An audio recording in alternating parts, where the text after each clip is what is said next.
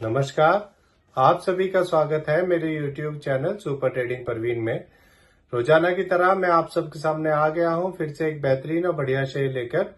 चलिए आप सबको उसके बारे में बताऊंगा। उससे पहले आप मेरे चैनल को सब्सक्राइब और मेरे वीडियोस को लाइक करते रहिए, जिससे कि रोजाना आपको ऐसे ही नए नए बेहतरीन और बढ़िया शेयरों के बारे में पता चल सके। तो आज जो मैं कंपनी आप सबको सामने लेकर आया हूँ, उस कंपनी का नाम है लार्सन एंड ट्यूब्रो लिमिटेड।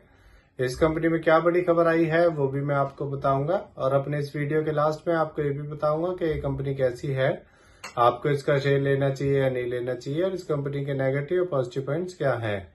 तो उसके लिए आप मेरा वीडियो लास्ट तक देखिएगा, तभी आपको इन सब बातों का पता चलेगा। तो चलिए शुरू करते हैं इस कंपनी के बारे में। इस कंपनी में एक बड़ी खबर आई है। इस कंपनी को 2500 से 5000 करोड़ का एक ऑर्डर मिला है। यह ऑर्डर इसे महाराष्ट्र गवर्नमेंट से मिला है। यह ऑर्डर इस कंपनी के ट्रांसपोर्टेशन इंफ्रास्ट्रक्चर बिजनेस को मिला है।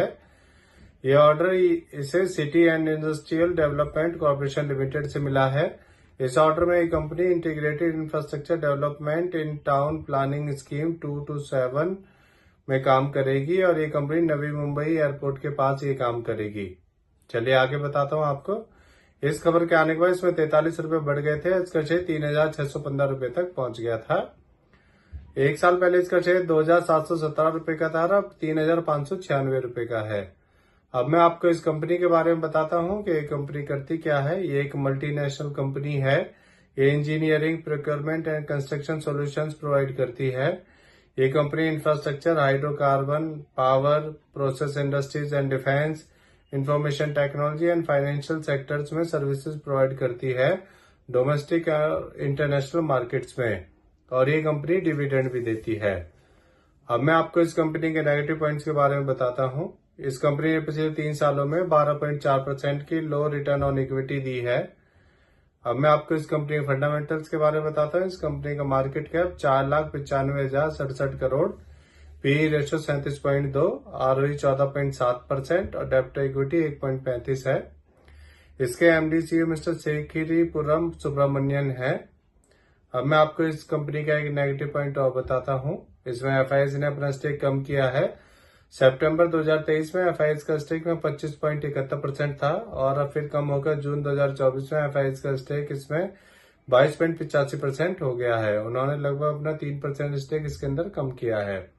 अब मैं आपको इस कंपनी के शेयर होल्डिंग पैटर्न के बारे में बताता हूँ।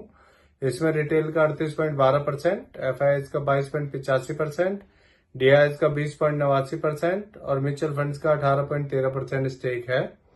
मेरे हिसाब से एक बढ़िया कंपनी है, और ये कंपनी जब से शेयर मार्केट में लिस्ट हुई है तभी से इसका शेयर लगातार बढ़ता ही जा रहा है। आपको इसका शेयर ले लेना चाहिए, इसे लॉन्ग टर्म के लिए होल्ड करना चाहिए, जिससे कि आपको इसमें अच्छे रिटर्न्स मिल सकें। तो इससे जुड़ी ये नई खबर आई थी, इसीलिए आप सबके सामने मैं इस शेयर को लेकर आया हूँ। ये मेरी पर्सनल थ्योरी है, ये कोई शेयर सेल और परचेज करने की सलाह नहीं है, ना ही मैं कोई सेबी से रजिस्टर्ड फाइनेंशियल एडवाइजर हूँ। आप मेरे चैनल को सब्सक्राइब और मेरे वीडियोस को लाइक करते रहिए, जिससे कि रोजाना आपको ऐसे ही नए नए बेहतरीन और बढ़िया शेयरों के बारे में पता चल सके। और अब मैं कल फिर आऊंगा आप सबके सामने फिर से एक नया बेहतरीन और बढ़िया शेयर लेकर। धन्यवाद।